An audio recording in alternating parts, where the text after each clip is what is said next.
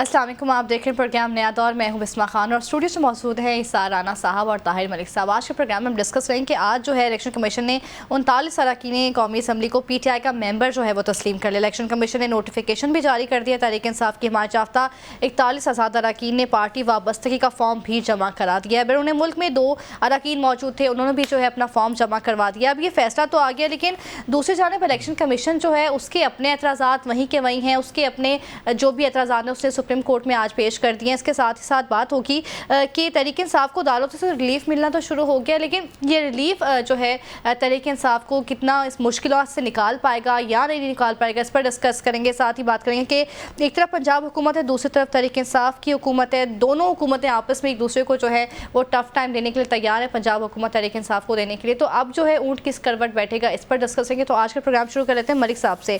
मलिक साहब, क्या लगता है इलेक्शन कमीशन ने मखसूस नशिस्तों से जो मुतालिक सुप्रीम कोर्ट का फैसला है उस पर अमल दरामद तो शुरू कर दिया है, अब फर्दर आपको कोई सूरत बनती हुई नज़र आ रही है?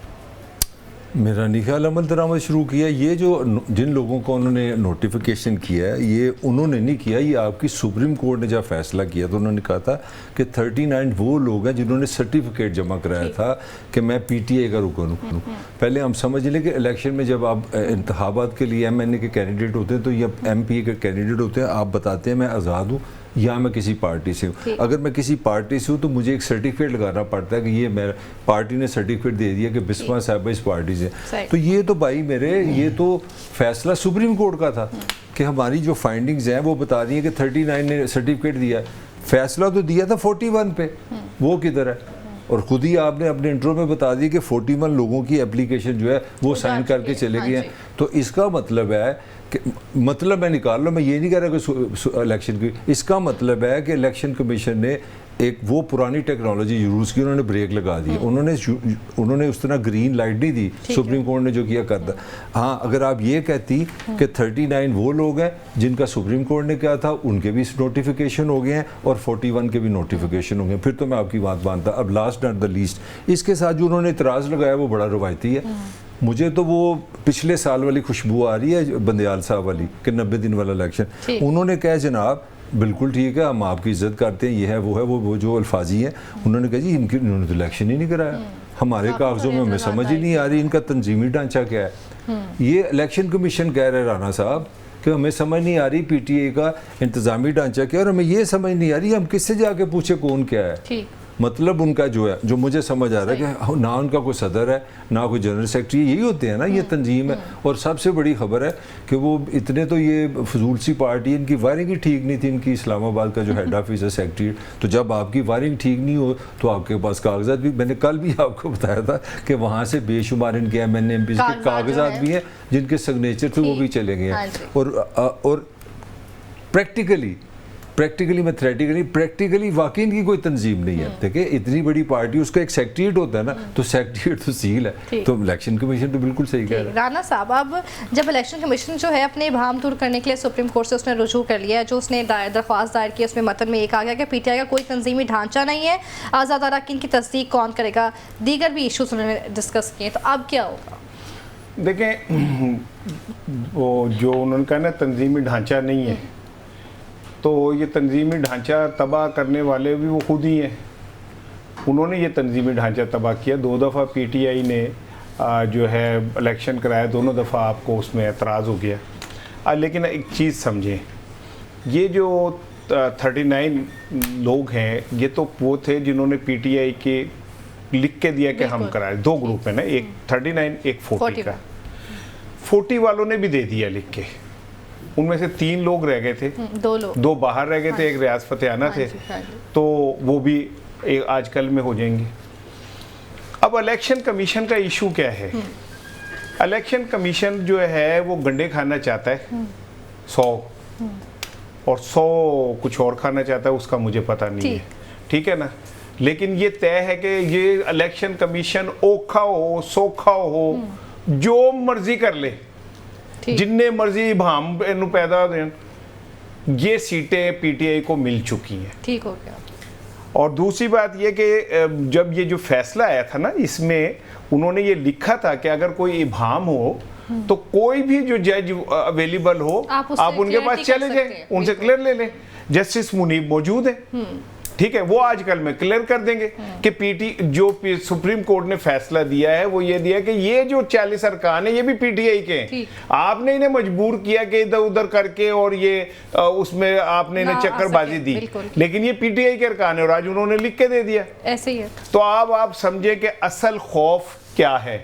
असल खौफ ये कि अगर ये 80 अरकान जो बनते हैं, 79 बनते हैं मलिक साहब, ऑलमोस्ट 79, इसमें जब आप मिलाएंगे वो सीटें रिजर्व इनकी 79 की, तो ये सिंगल लार्जेस्ट पार्टी बन जाएगी, ऐसे ही है, कौमी असम्बली की 22 से ज्यादा होंगी सीट। ठीक है जी, जब ये सिंगल लार्जेस्ट पार्टी बन जाएगी तो फिर आपके जो इंतखाबात हुए सेनेट के चेयरमैन के, सदर के, वो सारे नल एंड वाइड हो जाएंगे। अगर वो एक रेजोल्यूशन ले आते हैं और वो उसे सात जमात इस्लामी, फजलुर रहमान, ANP, अचकज़ई, ये वो 2-2 3-3 मिला के और वो अगर कर जाते तो ये निज़ाम उल्ट जाएगा। जो असल खौफ है लोगों को कि ये अगर ऐसा हो गया तो क्या बनेगा।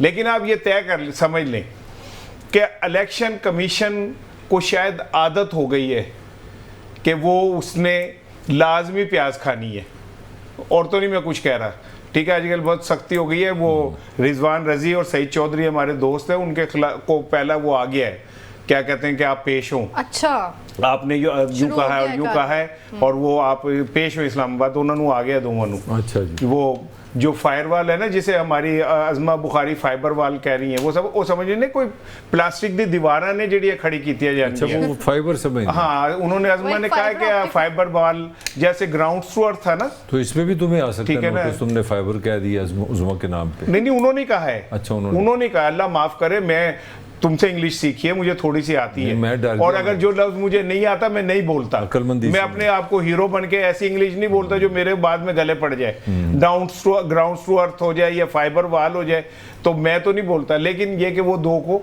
आ गया है, इसलिए मैं एहतियातन आपको कह रहा हूँ कि इलेक्शन कमीशन को कुछ भी कर ले, ठीक है, सुप्रीम कोर्ट खड़ी है।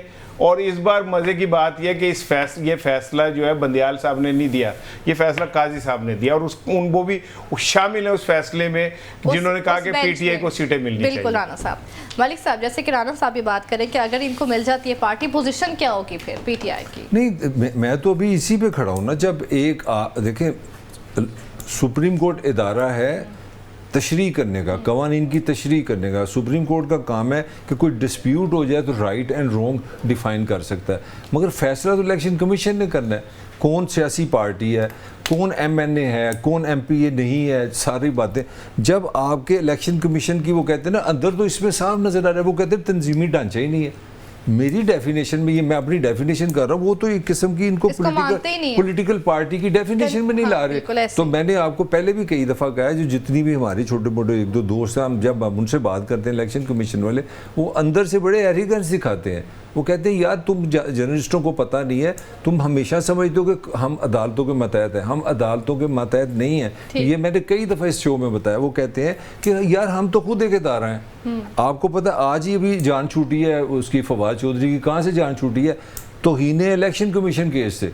तो जो खुद जज जो खुद दूसरों को बता सके कि तुमने मेरी तौहीन किया है, तुम्हारे पे मैं केस करने लगूं, आप उसको किस तरह मतलब मेरा पॉइंट है, हाई कोर्ट जो है वो कभी जब जो छोटे जज साहब होते हैं जब वो फैसला करते हैं, कभी आपने सुना उन्होंने कहा इसने तौहीन अदालत की है क्योंकि मैंने फैसला रिवर्स कर दिया? तो यहाँ मतलब मुझे इन शॉर्ट गाड़ी सीधी जाती नजर नहीं आ रही। मैं असल में मैं ये कहना चाह रहा हूँ। ठीक, राना साहब आपको क्या लगता है कि अब हालात कुछ बदल सकते हैं, तरीके से आप हुकूमत साजी की पोजीशन में आ सकती है अगर ये मामला सॉर्ट आउट हो जाते हैं? तो ये तो ऐसे दूर की बात है, लेकिन अभी क्या लग रहा है आपको? मेरा ख्याल है पीटीआई को अगर ऐसा चांस मिले भी ना तो कभी अवेल नहीं करेगी।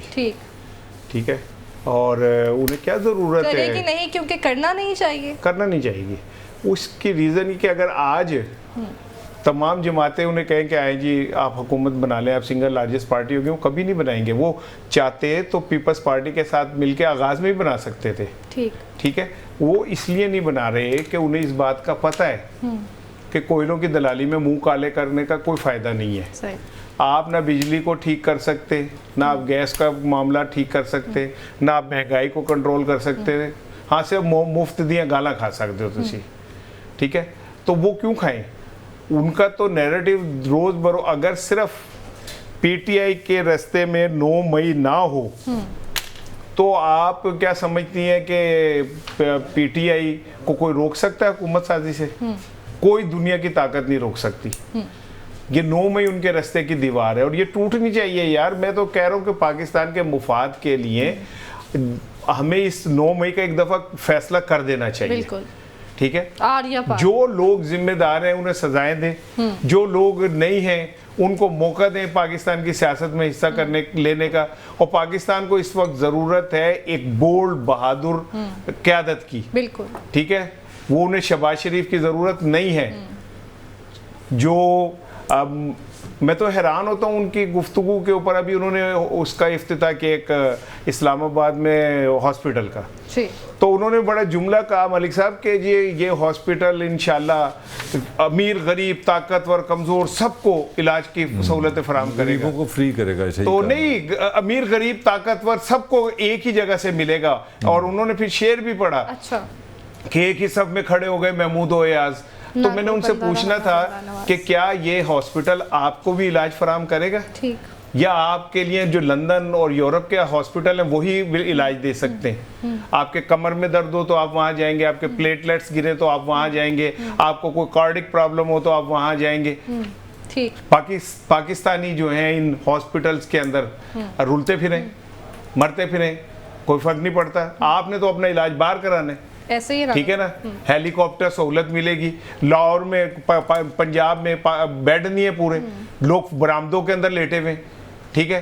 आप हेलीकॉप्टर लेके पाई पाई जोर दी, पाई पाई तेरे तेल दी कढ़ाई, तेरा लून सच करे तमाशा, पाई पाई जोर दी, चूल्हे दिए जाए, बड़ करे जाए ड्रामेबाजी आप, ठीक है ना। तो पीटीआई को कोई ज़रूरत नहीं है, वो नहीं, मैंने आई डोंट थिंक सो कि वो है अपने सर पे एक बदनामी का वो रखेंगे। वैसे भी अगर वो चाहें भी तो 9 मई ने उनके सारे रास्ते फिलहाल बंद किए हैं। मान गया जरा मलिक साहब, आपको क्या लगता है कि पाकिस्तान की जो सियासत है या आम तरीके इंसाफ की अगर बिलखुसूस बात करें तो एक फैसला कुन मोड़ पर आ चुकी है? अब कुछ ना कुछ राइट और लेफ्ट होना ही है। नहीं है, फैसला कुन मोड़ के है। साल सवा साल हो गया, मैं तो 2 साल से सुन रहा हूँ। कभी कहते थे कि ये फलानी मारी रेड लाइन है, फिर पता लगा नहीं रेड लाइन थोड़ी आगे कर देती है, नहीं फलानी मारी रेड लाइन है, फिर पता लगा वो भी रेड लाइन नहीं निकली, फिर करनी नहीं असल में इमरान खान हमारी रेड लाइन है। साल तो उसको भी जेल में हो गया। ये केओस चलता रहेगा। मैं बातों बातों में भूल गया, मैं राना जिस तरह वो हमेशा कहता है ना कि वो काजी साहब से बड़ा इंस्पायर्ड है और बड़ा इम्प्रेस है अपने चीफ जस्टिस के बड़े आइडियल। इस तरह मैं भी वाडा साहब से बहुत सीखता हूँ, मैं उनको रूहानी अपना उस्ताद समझता हूँ, क्योंकि जर्नलिस्ट आपके ज़हन में रहना चाहिए ना तो मैं फेडरल मिनिस्टर हूँ, ना मेरी कोई ऐसी पोजीशन है कि मेरे सामने सारा कुछ हो। हमारी सोर्सिंग ही होती है और कॉमन सेंस होती है। अब कल का जो उनका बयान है ना, वो मेरे दिल को बड़ा ज़ोर से लगा। उन्होंने फरमाया है कि बाकी बातें बात की है, पीटीआई को नशिस्तें नहीं मिलनी मकसूद। तो मैं पर सम रीज़न, आप मजाक समझ नहीं होगी, मैं सम रीज़न मैं जो 1-1.5-2 साल में जिस बंदे को कंसिस्टेंटली मॉनिटर कर रहा हूँ ना, मैं उसकी हर बात को सीरियस लेता हूँ। तो मैंने जो बात शुरू में कही थी, मैं भूल गया बीच में बताना, कि अपने मुर्शिद ने भी कह दी कि सीटें नहीं मिलेंगी। अब पता नहीं किस तरह मिलेंगी, किस तरह नहीं मिलेंगी, ये बात की बात है। जो आप बात कर रही हैं ना, उसमें अगला सेगमेंट हमारा बड़ा सीरियस आ रहा है, जिसमें खां की मतलब वो अगली बात चली जाएगी। पॉइंट यही है, मुझे तो लग रहा है कि ये जो इलेक्शन है ये अनफॉर्चुनेटली हमारा एक वतीरा है। ये को मैं पीटीए की ना मुखालफत कर रहा हूँ, ना मायत कर रहा हूँ, ना नून की बात कर रहा हूँ। हमारी सबसे बड़ी अनफॉर्चुनेट जो चीज़ है ना, वो यही है कि हमारे यहाँ स्मूथनेस नहीं है। मतलब मुझे अच्छी तरह याद है 2008 में जब इलेक्शन हुए, पीपल्स पार्टी अगर जीती तो नून ने मुसलसल एक राग गाना शुरू कर दिया। और मुझे अच्छी तरह ये 1-2 जगह पे इमरान खान ने भी इल्ज़ाम लगाया, जनरल कियानी पे लगाया, शुजात हुसैन साहब हैं उन्होंने इल्ज़ाम लगाया, इफ्तिखार चीफ जस्टिस भी एक दफ़ा लगाया कि जनाब क्योंकि ये जो अपना ऑफिसर थे ये अदालतों से है, फिर नहीं। तो हमारी ये बहुत बड़ी अनफॉर्चुनेट चीज़ है। पाकिस्तान की जितनी भी अगर आप मुख्तलिफ एंगल से देखें ना, मुझे पूछें कि पाकिस्तान का जो सबसे बड़ा मसला है, जो पॉलिटिकली हमें गंद में जो फंसा के रखता है, हमने अभी तक ये नहीं होता कि हमारे इलेक्शन हो तो हम पीसफुल हो जाएं। छोटी सी एडिशनल बात करने लगो, थोड़ी सी एडिशनल बात में करने लगो, रानी को मैं चाहूँगा इसमें ज़रूर बोले, हम दोनों लाहौर से हैं। मुझे अपनी लाहौर प्रेस क्लब इस वाले से बड़ी अजीज़ है कि बिल्कुल हमारा यही नीला पीला साहब होता है इलेक्शन की रात जब 12-1 बजे बजते हैं ना, हमारी बिल्कुल ग्रुपिंग ऐसी होती है, जो हमारा कल्चर है। हम कोई जिस तरह के लोग हैं, नीले पीले हो रहे हैं, ग्रुप बने, मैं कसम आपसे खा रहा हूँ, इससे आप कर लें, सुबह जब अनाउंसमेंट हो जाती है ना, मैंने अपनी पूरी ज़िंदगी में प्रेस क्लब में लड़ाई नहीं देखी। जो सदर बन गया, अच्छा वही चाय पी ख़त्म। क्यों राना साहब मैंने गलत बात की? खुदा के लिए ये चीज़ पाकिस्तान सियासत में ये मसला है। देखिए, हम साफियों ने तो इसका हल ये निकाला है कि हमने 2 साल अरशद अंसारी को रखना है, जब वो थक जाएगा फिर हमने 2 साल हमारी लड़ाई नहीं होती, आ गया बस आ गया। अब वो माशाल्लाह 8 दफ़ा सदर हो चुके हैं। ठीक है। तो मुझे तो मेरा बस चले तो मैं तो प्रेस क्लब का ताहियात सदर उनको बना दूंगा, इलेक्शन तो भी बच जाइए। ठीक है ना। और अरशद अंसारी ने बना दिया। अब आज ये ख्वाहिश चौधरी परवेज लगी थी जनरल मुशर्रफ की। हाँ, उन्होंने कहा था कि वर्दी में 100 दफ़ा बड़ी। अच्छा, मैं आ रहा हूँ इसके मुर्शद की तरफ। इनके मुर्शद ने कहा पीटीआई इलेक्शन में नहीं होगी, पीटीआई ने गज वज के इलेक्शन लड़ा। ठीक। इनके मुर्शद ने कहा पीटीआई को तो कोई सीट ही नहीं मिलने लगी, भूल जाएं जी पार्लियामेंट में उनका वो, पीटीआई ने रज के सीटें ली हैं। इनके मुर्शद ने कहा जी मुझे नहीं लगता कि पीटीआई का कोई बंदा भी पार्लियामेंट में कहेगा मैं पीटीआई का हूँ। 80 लोग खड़े ने उन्होंने नाल। इनके मुर्शद ने कहा मैं जजों का सर के वो पगड़ियों को पता नहीं फुटबॉल बना के खेलूंगा, मुड़ के जाके उसे नक रगड़ दे रहे। ठीक है। फिर उन्होंने कहा कि चाहे कुछ हो जाए, सुप्रीम कोर्ट में से कभी भी पीटीआई को सीटें नहीं मिलेंगी, मिल गई। क्या कुछ हो जाए, पार्लियामेंट में पीटीआई नहीं होगी, 39 को मान लिया। बिल्कुल ठीक है। इनको कहें कि अपने मुर्शद को कहे कि जाके ना किधर चूरन बेचे उन। अच्छा, मुर्शद की असल बात की नहीं। ठीक है, बड़ा सियाना है। मुर्शद ने कहा था बल्ला नहीं होगा। अच्छा, तो क्या हुआ?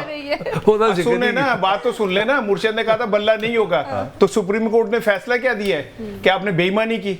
अगर इनका मुर्शद कुछ चोरा था वो कहते फिर कहते रहे। ठीक है ना। 39 सीटें इलेक्शन कमीशन ने दी, ये भी सुप्रीम कोर्ट ने। मैं कह रहा हूँ किसी ने भी दी, एक मिनट ठहर जाए, किसी ने भी दी, दे दी ना। उसने सुप्रीम कोर्ट का नहीं कहा तो उनका सीटें नहीं मिली। मतलब उसने जो आपका मुर्शिद है उसके पर चलते हैं सुप्रीम कोर्ट के आगे, वो अलग बात। ठीक है ना। उसके आगे जाके माथा टेकता है, हाथ ऐसे करके करता है, चंगा पीर है वो बंदा गया पीर साहब से मिलने, उते जाके उन्होंने देख दिया को 5-7 प्लेटा खा गया। ठीक। वापसी में किसी ने कहा कि तुम पीर को मानते हो? नहीं, उन्होंने कहा फिर पीर तेनू मान गया जिन्निया प्लेटा तू खा गए। ठीक है ना। और भाई बाद मुर्शिद पीर से तगड़े होते हैं। ठीक है। ये जो हमारे वावडा साहब हैं माशाल्लाह, जो इनकी पेशेंट गोइयाँ बड़ी होती थी और बड़ी ये बातें करते थे, बड़ा कुछ करते थे। ठीक है। इनसे पूछें कि आज पीटीआई के 39 बंदे तो सर्टिफाइड पार्लियामेंट में आ गए ना। ये तो कहते थे पार्लियामेंट में पीटीआई का वजूद ही नहीं होगा। ऐसे ही है। अभी ये 40 और आने वाले। ठीक। कहना पीरों को चिल्ला खींच लेते, रोक के दिखा दे। ठीक है ना। देख लेते हैं भाई कि देखते देखते 39 सीटें तो अब आ गई पीटीआई के अंदर। बात तो बताया, आज जो है वो पीटीआई रहनुमा मीडिया टॉक करते थे, उन्होंने कहा कि हमारे जो मुतालबात है उसमें सबसे मेन यही है कि हमारे असीरान को जो है वो रिहा किया जाए और साथ ही साथ हम नए इलेक्शंस करवाएं। तो एक मुझे बात समझाएं, आप सीनियर तज्जियाकार हैं, कि किस तरह से ये पॉसिबल है कि बार बार इलेक्शन करवाए जाएं, मुल्क का इतना पैसे लगे? क्या उनकी बात सही है? नहीं, मुतालबा सही है? बात यह है कि जो मलिक ने बात की थी ना कि पाकिस्तान में आज तक कोई एक इलेक्शन ऐसा नहीं हुआ जिसको हम ये कहेंगे ये बड़ा अच्छा इलेक्शन था। हाँ, एक बात मैं ऑन रिकॉर्ड कहूँगा कि पीपल्स पार्टी वो वाहिद जमात है जो जब भी जीती को बहुत ज़्यादा कोई इस्टेब्लिशमेंट के और उसकी वजह से नहीं जीती। बिल्कुल। वो अपने ताकत से, अपने भुट्टो के फ़लसफ़े के नाम पे जीती। ठीक है ना। मैं एक बीइंग जर्नलिस्ट में ये यकीन से कह सकता हूँ, क्योंकि इस्टेब्लिशमेंट ने पीपल्स पार्टी को कभी तस्लीम ही नहीं किया था। ये तो अब जरदारी साहब और ये बिलावल साहब आए हैं और इन्होंने आके अपनी पार्टी की एक नफ्सियात बदली है। उसकी एक रीज़न वो मैं समझता हूँ, मलक हो, मैं हूँ, अभी हम कहीं से गुजर रहे हो ना किसी इलाके से और वहाँ हमारे पे फायरिंग हो जाए, हम अगले कई साल उस इलाके से नहीं गुजरेंगे। और जिस घराने की 5 कब्रें हों यार घर से निकलते ही, और जिसे कहते हैं ना ऐसे ही मार दिया गया उन्हें, और आज तक कातिल भी ना पता चले हो, तो यार वो कब तक खून बोई दें यार। होर भी कोई अगे आ जाए, ਤੁਹਾਡੀ ਵਾਰੀ आंदी है तो ਤੁਹਾਡੀ कमर ही दर्द हो जाता है, ਤੁਹਾਡੇ प्लेटलेट डिग पैंदे ने, चैनलों पे खबरें चलवाते हैं कि शेव की उन्होंने तो खून निकलने लगा उनकी जिल्द से। और फिर हाई कोर्ट के जज साहब ने कहा कि अगर इनको कुछ हो गया तो कौन जवाब देगा? इनको ही कुछ होगा। 24 करोड़ लोग जो कीड़ों की तरह मर रहे हैं, जिनको पास खाने को नहीं, जिनके पास पीने को नहीं, जिनके पास जिंदगी गुजारने का जवाब नहीं, उनके लिए तो कोई जज नहीं उठ के बोलता, उनके लिए तो कोई जज बात नहीं करता। मियां साहब को कुछ हो गया तो पता नहीं क्या, मियां साहब क्या हैं? इस कौम ने मियां साहब को अरबों खरबोपति बनाया। इस कौम को उन्होंने क्या बनाया? फकीर। 2.25 करोड़ बच्चे फकीरों की शक्ल में स्कूलों से बाहर हैं। बाकी जो मदरसों में पढ़ रहे हैं वो हर जुमेरात को टोपी पहन के चिट्ठी दाल लेने निकले होते हैं। आप कौम को कहां ले गए? कौम ने आपको क्या नहीं दिया? आपके बच्चों को क्या नहीं दिया? आपको हुदैबिया पेपर मिल, वो अल अजीजिया, आपको स्टील मिल, आपको लंदन के फ्लैट, आपको पता नहीं क्या क्या, और आपने कौम को भूखा मार के रख दिया, फकीर बना के रख दिया। तो भाई ये इनके पीर साहब को कहें कि कुछ और मंजन बेच लें। ये मंजन अब नहीं बिकने लगा। अब 39 आ गए, बाकी भी 40 जो है पार्लियामेंट में आएंगे और पीटीआई के नाम से आएंगे। आप लिख ले मेरी बात। ठीक है राणा साहब, दीगर इश्यू पे डिस्कस कर लेते हैं इस ब्रेक के बाद। आप साथ रहिए।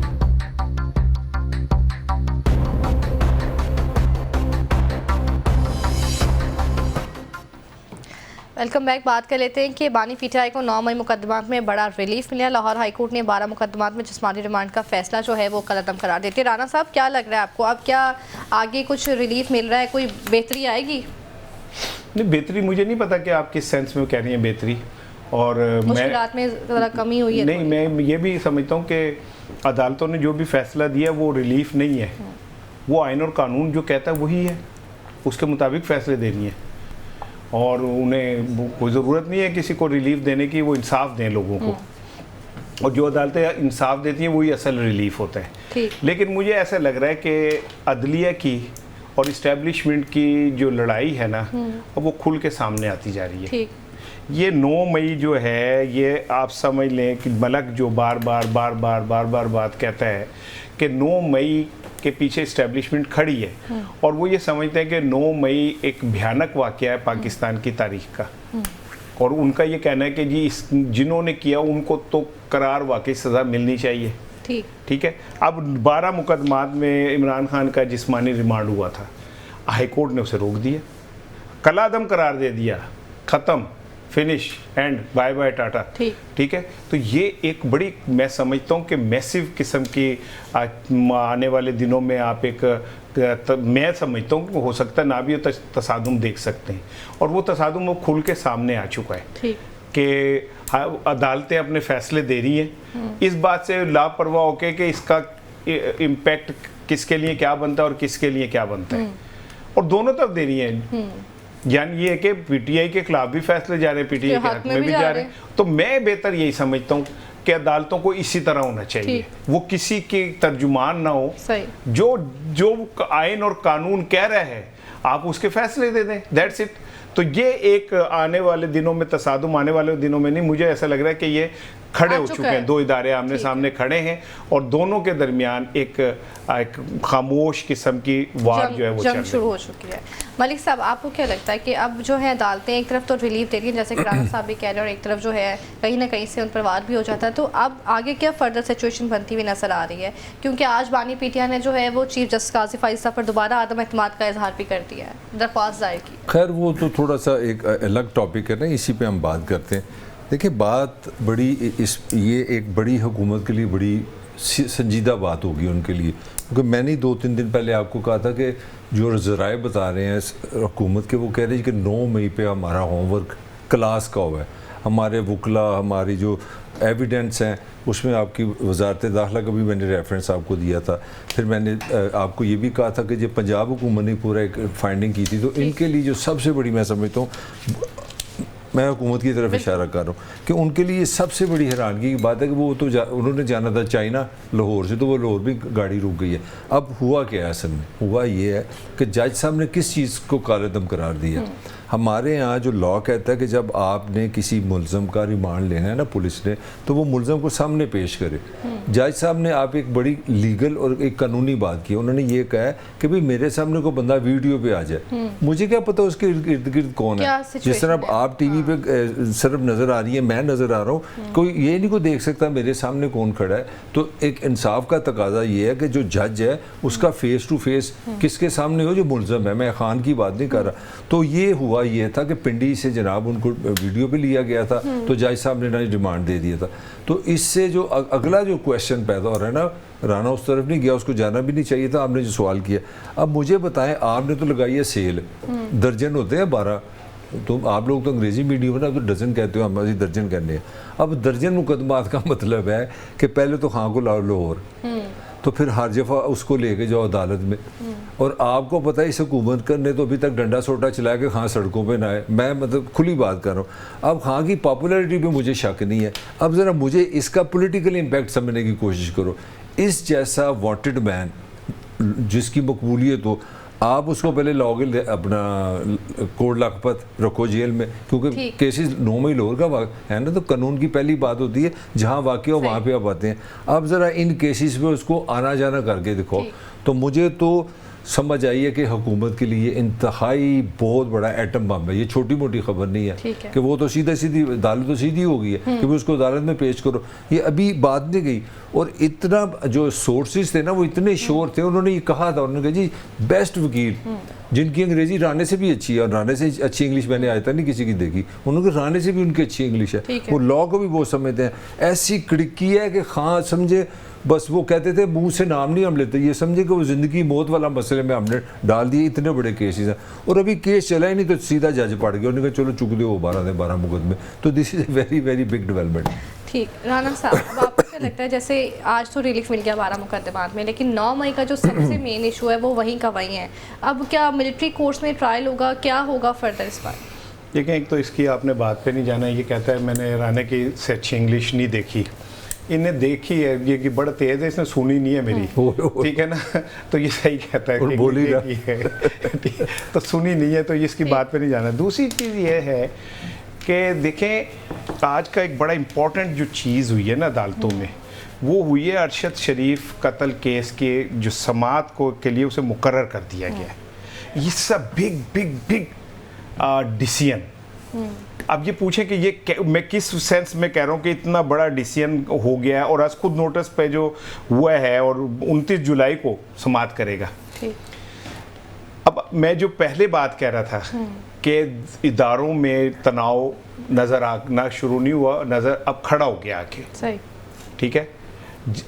DGISPR प्रेस कॉन्फ्रेंस करके और अदालतों को कहते हैं कि जी हमें अदालतों ने 9 मई के हवाले से फैसले नहीं किए, वो अपनी FIR एक पेश कर रहे हैं। उसके बाद क्या होता है कि लाहौर हाई कोर्ट 12 मुकदमात में इमरान खान को जो मिलने वाला वो होता है जिस्मानी रिमांड को कलअदम करार दे देती है।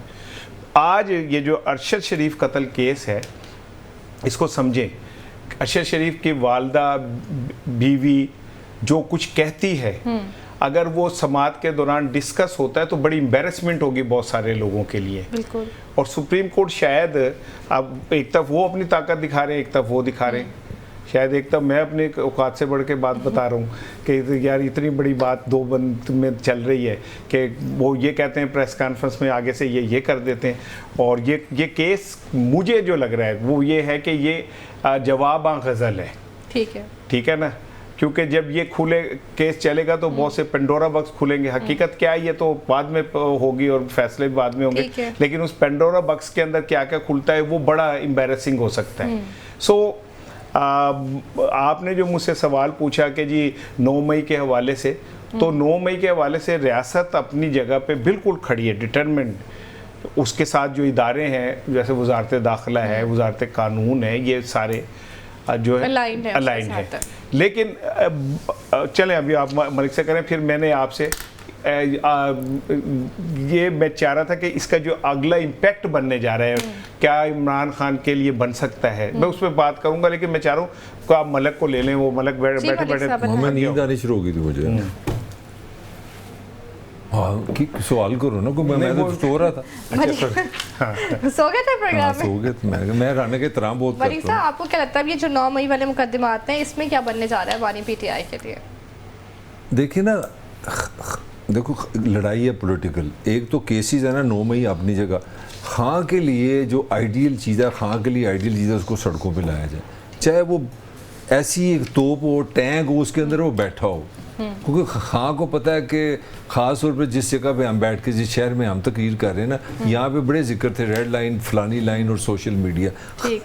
आपको अंदर से गुस्सा भी है, जो छोटी मोटी मेरी इन्फॉर्मेशन है। तो जब हमारा जो मेरा ख्याल एक होती है मॉब मेंटालिटी, एक होती है बड़ी संजीदा लोग होते हैं, जैसे आप हो, जैसे राना साहब है, पढ़े लिखे लोग, बड़े अच्छे पढ़े लिखे, तो एक मॉब मेंटालिटी होती है। तो इस तरह का लीडर जब मॉब में आएगा ना, मतलब कई लोगों का ख्याल है कि छोटी सी मैं कहाँ से कहाँ बात ले गया, अपनी एज का फ़ायदा उठाते।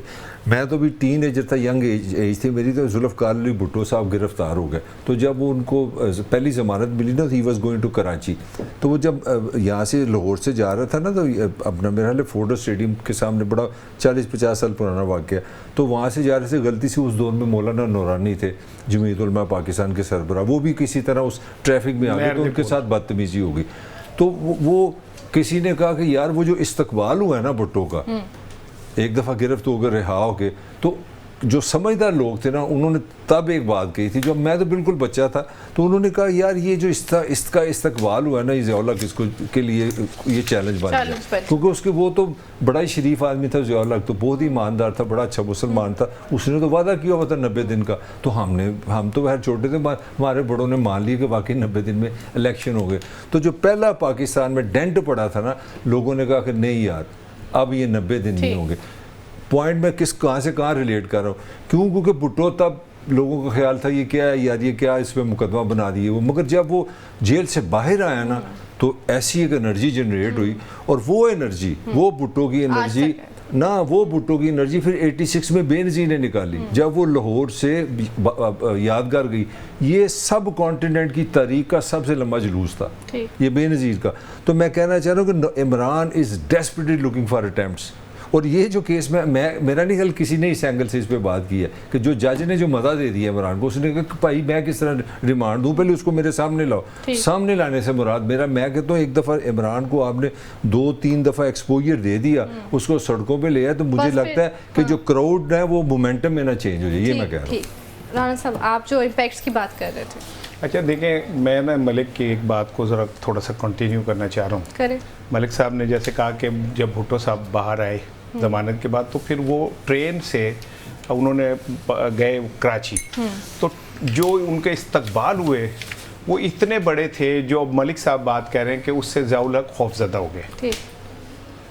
यहाँ पे ना मैं एक बड़ी, मलिक साहब आपको भी मुखातिब करके, आपको भी, हम एक बड़े ना लाशऊरी तौर पे एक बड़े हमारे कुछ दानिश्वर एक ख़तरनाक खेल खेल रहे। वो क्या कर रहे हैं कि वो ज़ियाउल हक और भुट्टो के दरमियान जो कुछ हुआ कि जी दोनों में से फिर एक ने रहना था और यूं होना था और यूं होना था, कुछ इसी तरह का बयानिया सा ना कुछ अब बनाने की कोशिश हो रही है। ये बड़ी ख़तरनाक है। खुदारा पाकिस्तान को किसी नए अलमिये से अपने दानिश के ज़रिए हमें नहीं कुचल देना चाहिए। और दूसरी बात ये कि ये बात इमरान खान को भी समझनी चाहिए कि वो ये जो जेस्चर उसके लिए बन गया ना, एक तासुर बन गया कि वो बाहर आके पता नहीं क्या कर देगा, ये ख़त्म होना चाहिए। बिल्कुल। ये तासुर उनको कहीं सपोर्ट नहीं कर रहा और ना उनके लिए फ़ायदेमंद है कि वो बाहर आके पता नहीं वो क्या करेंगे, क्या किसके साथ क्या हो जाएगा। इमरान खान को ये बात क्लियर करनी चाहिए। नेल्सन मंडेला भी तो 20 साल रह के आया था और आप माफ़ी दे दी थी ना जी। लीडर था ना बड़ा, ठीक है।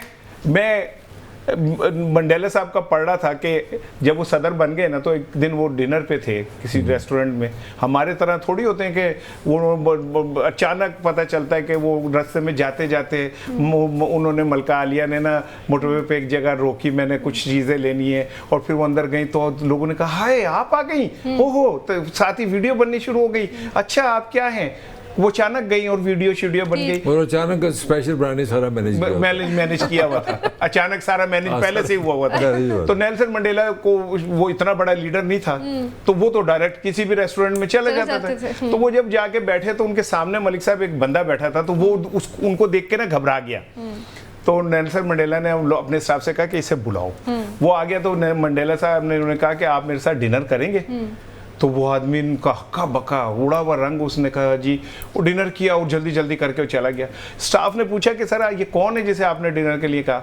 तो मंडेला ने कहा कि जब मैं जेल में था ना, तो मुझे जब प्यास लगती थी तो ये मेरे सामने पानी का गिलास ऐसे फेंक देता था, मुझे पीने नहीं देता था।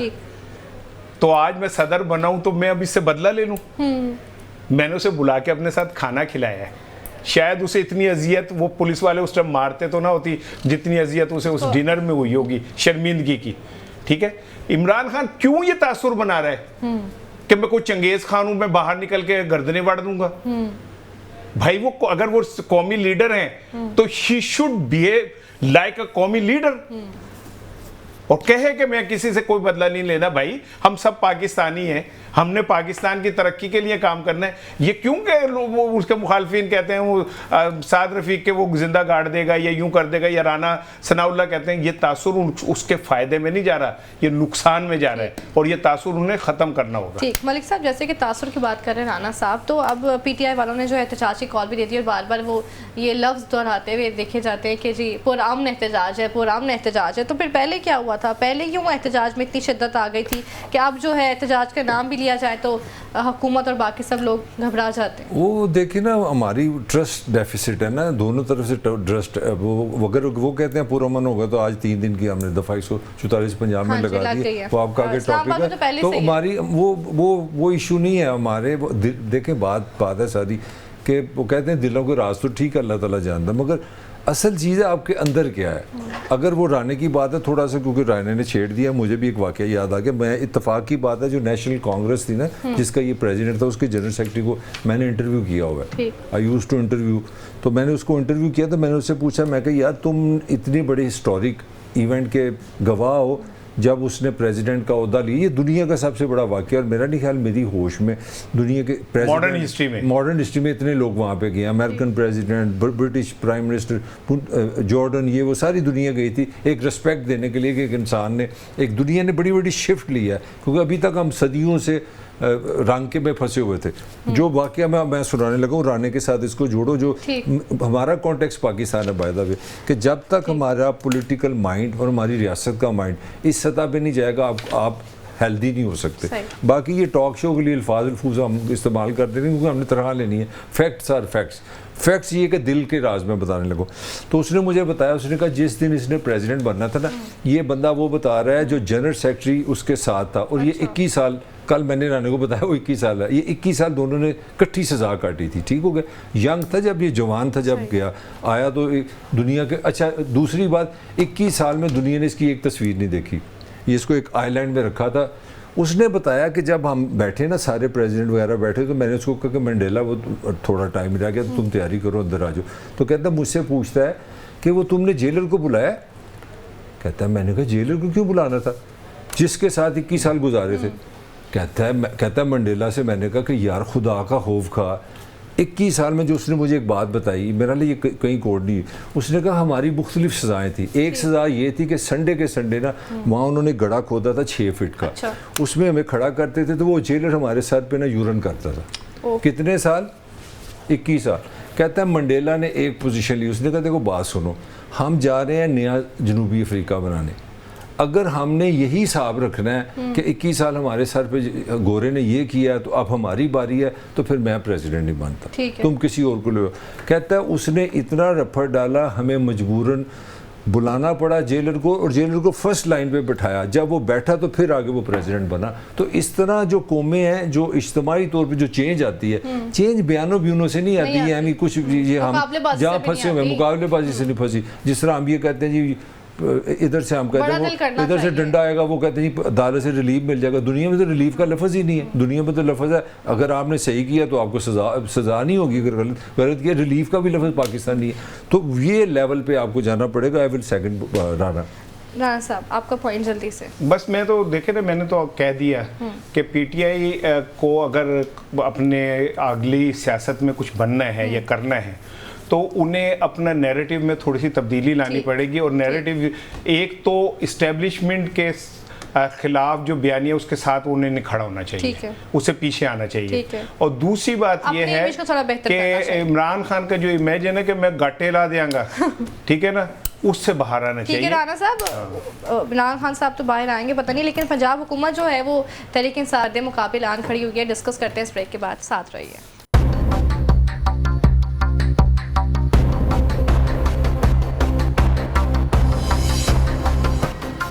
Welcome back. बात करें कि पंजाब हुकूमत जो है वो अपने स्टांस पर कायम है और तहरीक इंसाफ अपने, तो मलिक साहब क्या लग रहा है आपको, ये जो मुकाबले की सी कैफियत पैदा हो चुकी है कि पंजाब हुकूमत कहती है नहीं छड़ांगे तानू, तो ये क्या चल रहा है? देखो बिस्मा, एक सिंपल सी बात है, यहाँ तो एक सेहतमंदाना तरीका तो निगोशिएशन है।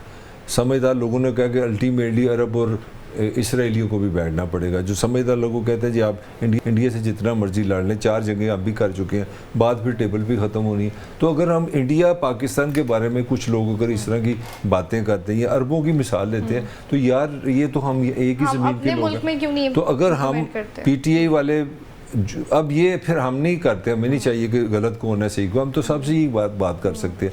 अब वो टिट फॉर टैट चल रहा है। उन्होंने कहा हम एहतजाज करेंगे, उन्होंने कहा करके तो 3 दिन की हमने, कोई जुलूस करो, कोई रैली करो, कोई धरना करो, एहतजाज करो, तुम्हारी खैर नहीं है, हम दिन बढ़ाते जाएंगे, तुम एहतजाज बढ़ाते हो। कल उन्होंने बड़ा फैशनी सा वैसे अपना भूख हड़ताल भी किया, फिर उन्होंने मिलकर रात को डिनर भी कर लिया किसी अच्छे होटल में जाके। अब वो कोशिश कर रहे हैं, जो मुझे समझ आ रही है ना PTI का, PTI के राना कहता, तो मैं भी कहता हूँ अमन के लिए, मगर खां की जो एक पॉलिटिकल पॉपुलैरिटी भी होती है, हर एक पर्सनैलिटी का एक अरोमा होता है। मसलन भुट्टो का एक अवामी अरोमा था, उसने सलवार कमीज पहनी, ये बटन खोल लिए, बिल्कुल एक आम जुबान में बात की, मतलब पंजाबी तक की गाली तक निकाल दी। इस तरह इमरान का जो बड़ा अरोमा बना है ना, जो अभी तक पॉलिटिकली वो बड़ा बना है स्ट्रॉन्ग मैन का, खड़े हो जाने वाला। उसकी बड़ी चीज़ पॉपुलर क्या हुई? Absolutely not. अमेरिका के सामने खड़ा हो गया, IMF नहीं जाऊंगा, खुदकशी कर लूँगा। तो मुझे लगता है कि कहीं ना कहीं आपका इमेज भी आपके रास्ते में आ जाता है। तो जो थोड़ी सी जो चढ़ाई होती है ना, PTI के ऊपर चढ़ाई होती है, वो कोई आप जैसे जाके भी छेड़ने वाले कहते हैं कि यार तुम तो सो ही गए हो, तुम तो कर ही कुछ नहीं रहे। अच्छा वो इधर से कहते हैं अच्छा भी कुछ करते हैं, वो कुछ करते हैं, तो इधर से हमारी जो पंजाब हुकूमत है वो कहती है ठीक है भी पावर तो हमारे पास है, हम पाबंदी लगा देते हैं। और ये एक चीज़ मैं आपको पहले कल भी मैंने कही थी, जो मैंने थोड़ा सा, क्योंकि जहाँ पे आप रहते हैं आप बेहतर बता सकते हो, बाकी सूबों में तो बड़ी देर से मैं खुद भी नहीं गया। जो पंजाब में जो मेरी फीलिंग है, लाहौर में मुझे फीलिंग है, मुझे लगा है कि लोगों की कॉन्शियस और सब कॉन्शियस में नो में का रिएक्शन है जो मतलब यार ये भी हो सकता है कि अब इतना डिस्कस हो गया कि वो कहीं ना कहीं आ गया। नहीं, अपना बिस्मा, क्योंकि उसमें थोड़ा सा स्पेस थी सोशल मीडिया में, जो सोशल मीडिया ने जो दिखाया है ना, जो लोगों के साथ हुआ है, हालांकि मैं बड़ा न्यूट्रल सा बंदा हूँ, मेरा हाल मैं भी जब देखता ना था तो मैं ज़रा एक दफ़ा हिल जाता था कि यार शुक्र है कि हम उस एज में चले गए, हमें जो जज्बा नहीं रहा पॉलिटिकल। मगर वो मेरी राय में पंजाब की कॉन्शियस में नो में पूरी तरह उसका फियर की सूरत में बैठा हुआ है, और PTI की हर तरह कोशिश है किसी तरह वो थोड़ा ब्रेक हो। ठीक है राना साहब, अब जब पंजाब में दफ़ा 144 लगा दी गई है और जलसे जुलूस, मतलब ये तो हक है किसी भी पार्टी का, करने देना चाहिए, लेकिन जैसे कि ये कह रहे हैं कि एक तासुब सा जो डेवलप हो चुका है कि जलसे या एहतजाज होंगे तो उसमें कुछ ना कुछ शिद्दत हो सकती है, तो ये ब्रेक करना कितना ज़रूरी है PTI के लिए राइट नाउ? जब तक वो करेंगे नहीं, प्रूव नहीं करेंगे, कैसे पता चलेगा? ये इस तरह जलसों को रोकते रहेंगे ये नहीं, तो वो क्या करें कि क्या कर सकते हैं? अगर ये जलसों को रोक रहे हैं तो वो क्या करें? को बाहर निकल के आग लगा दें? क्या करें? कुछ नहीं कर सकते। उसकी रीज़न क्या है? जो मलक बात कह रहे हैं ना, 9 मई के बाद पंजाब में पुलिस ने जितनी फस्तायत का मुजाहरा किया, अभी ताज़ा सुन लें, मैं इनकलाब अखबार का एडिटर था, तो मेरा एक फ़ोटोग्राफ़र था, उसका नाम है फैसल।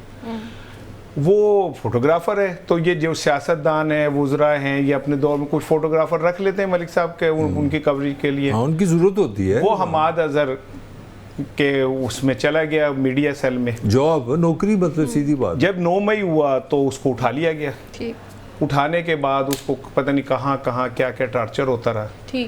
आपको कुछ दिन पहले मलिक साहब मेरे पास आया है, तो कहता है कि जी वो मेरे घर में तो फिर छापे पड़ रहे हैं। और मैंने कहा तुम्हारा अब क्या है? वो रहा कि जी नहीं, वो फिर वो लाहौर में जो लोग 9 मई के जो निकल भी गए थे तफ्तीश से या जिस तरह भी उनका कहीं से नाम आया, अब फिर उनके घरों में छापे पड़ रहे। और वो बच्चा कहता है कि मैं 3 दिन से फुटपाथ पे सो रहा हूँ, मैं घर नहीं जा सकता। उसकी बीवी का मुझे वॉइस मैसेज आया रोते हुए कि भाई हमारे घर में तो खाने को भी कुछ नहीं रहा। तो ऐसे हालात में मुझे ये बताएं, जब मैं ये देखूंगा कि मेरे ये सामने मेरे ये कुछ हो रहा है, तो मैं कैसे बाहर निकलूंगा अपने जमहूरी हक के लिए? मुझे जब ये नजर आ रहा है कि ये फुटपाथ पे सो रहा है, भाई ठीक है, इसका घर तबाह हो गया, पुलिस वाले क्या करते थे यार, ये पुलिस को इन्फॉर्मेशन दे दिया, ठीक है ना, नहीं वो मैंने पढ़ेंगे ना पहला अभी फुटपाथ करें फ्लैश नहीं ये बहुत तो जगह। बता दी। मुझे पकड़ेंगे मरवाता तो के लिए तो फिर मैं बताऊंगा ना, तो मुझे खुद नहीं गलत पता गलत कोई जगह बता दो ना जहाँ मुझे से पुलिस वाले आते थे ना, सबसे पहले सीसीटीवी कैमरे तोड़ते थे, ठीक। फिर उसके बाद एलसीडीज तोड़ते सही। थे, फिर जितना फर्नीचर होता था वो तोड़ते थे, ठीक है ना, फिर उसके बाद वो बाकी कार्रवाई करती, ये एसओपी था, ठीक है। ठीक। तो जब आप एक मोहल्ले में 5 घरों में इस तरह की तबाही हो गई हो और उनके बंदे उठा लिए गए, उन्होंने पता ही ना हो कि ये कहाँ गए, और फिर कई महीनों बाद वो सामने आए, तो कौन चाहेगा कि भाई बाहर निकल के अपने बच्चे को पकड़वा दे। सही कह रहे हैं। तो और फिर आखिरी जुमला, आई एम सॉरी, कि जिस मुल्क के अंदर एक सियासी पार्टी के दफ्तर को इसलिए सील कर दें कि इसकी वायरिंग ठीक नहीं है, ठीक। ठीक है, तो फिर भाई जिन घरों के अंदर तुम्हारे बिलों से पटाखे बोल रहे हैं उनका ख्याल किसने करना है, ठीक है, उन्होंने दी वायरिंग दा ਤੁਹਾਨੂੰ बड़ा पता है। अच्छा राना साहब यहीं पे ज़रा बता दें कि अस्मा बुखारी साहिबा जो हैं ये बड़ा आज गई थी अदालत और बयानबाजी, क्या इशू क्या है ये? नहीं, उन्होंने तो कहा है कि जी हमारी दरखास्तें अदालती तातीलात के बाद के बाइस मनसूख कर दी जाती हैं। तो वो दरअसल शायर इस शेर में ये कह रहा है कि अदालतें पीटीआई के भाई तो केस ही उनके, तो उन्होंने फैसले उनके, तो उन्होंने समाता होंगी है, ठीक है। फिर आप तो खुद मान रही है कि फाइबर वाल लग गई है, ठीक है, फाइबर वाल उन्होंने लगवा दी है माशाल्लाह। ये फाइबर वाल मलिक साहब इतनी फाइबर हम ले आए हैं कि वो अज़मा बुखारी कह रही है हम लोगों का इल्म बड़ा महदूद है, हो सकता है उनको कोई हमसे ज्यादा समझ हो फाइबर की। हम या मेरा हाल मुझे लगा हम गलत फायर बोल रहे हैं। फायर वॉल नहीं है, फाइबर वॉल है। तुम ज्यादा है फाइबर वाले के फाइबर कर देते हैं फायर को। नहीं, इससे क्या बोलिए, तो बेचारी ग्राउंड टू अर्थ वॉल जरूर है, ये जो मर्जी का दीवार है, ये मुझे पता है। लेकिन एक जुमला बस के रिजवान रजी और सईद चौधरी को हुआ है, मैं उनके साथ हूँ। क्या उन पे क्या केस उनके ऊपर को अदालत की तरफ से ये वो पहला वो आ गया है। तो अगर आप ऐसे सहाफियों के साथ करना शुरू करेंगे तो हो सकता है कि हम डर जाएं, थोड़ा सा पीछे हो जाएं, लेकिन ये है कि हम कुछ दिन के लिए जाती के साथ फायरवॉल की समझ नहीं आनी, ठीक है ना, तब तक ही है। बाकी ये कि मेरा ख्याल है कि रियासत को सोचना चाहिए, रिजवान रजी सईद चौधरी बड़े जिम्मेदार लोग हैं, बड़े अच्छे साफ सुथरे लोग हैं, ये गंदे लोग नहीं है। मलिक साहब लास्ट कमेंट आपका लूँगी कि फैसलों पर तनकीद और सियासी जमातें अदालतों को प्रेशराइज करना ये किस हद तक ठीक है या गलत है, ये क्या कल्चर क्या डेवलप हो गया है? देखिए आपने वो लफ्ज़ आपने जो लफ्ज़ यूज़ कर दिया वही बेसिकली वही है कि देखें जो जब मैं पहले में कह रहा था कि अदालतें तो फैसले करती हैं और अदालतें फैसले बिल्कुल करती हैं किसके कहने पे, जो पार्लियामान ने कानून बनाए होते हैं। तो हमारा सारा जो ना मामला गड़बड़ हो गया। ये लफ्ज़ दुरुस्त नहीं है रिलीफ देना, ये लफ्ज़ दुरुस्त नहीं कि हमें रिलीफ नहीं मिलता उनको रिलीफ मिल जाए। यहाँ तो फिर हम ये कहें ना एज ए सिटीज़न, और ये मोहतरमा हमारी वज़ीर हैं, ये हमारी पार्लियामान है, मेरा मतलब ये सुपीरियर है। अगर इनको कोई लगता है, अगर इनको लगता है, मैं ये नहीं कह रहा है, अगर इनको लगता है कि अदालतों में वन साइडेडनेस है, बायस्ड है, तो भाई जाए आप अदालत में जाए, सॉरी आप पार्लियामान में जाए, आप पंजाब में। वैसे अज़मा बुखारी ना किसी दौर में पीपल्स पार्टी के प्लेटफॉर्म से ना मियाँ साहिबान के लिए बिल्कुल यही बातें किया करती थी। अच्छी बात है, बंदे को अपनी बात पे कायम इसका मतलब कुछ नहीं बदला, वही बयान चल रहा है, करैक्टर बदल गए। अच्छा, करैक्टर बदल गए। ठीक है राना साहब, बहुत शुक्रिया। मलिक साहब बहुत शुक्रिया। प्रोग्राम से इतना ही, कल मिलेंगे। अल्लाह हाफ़िज़।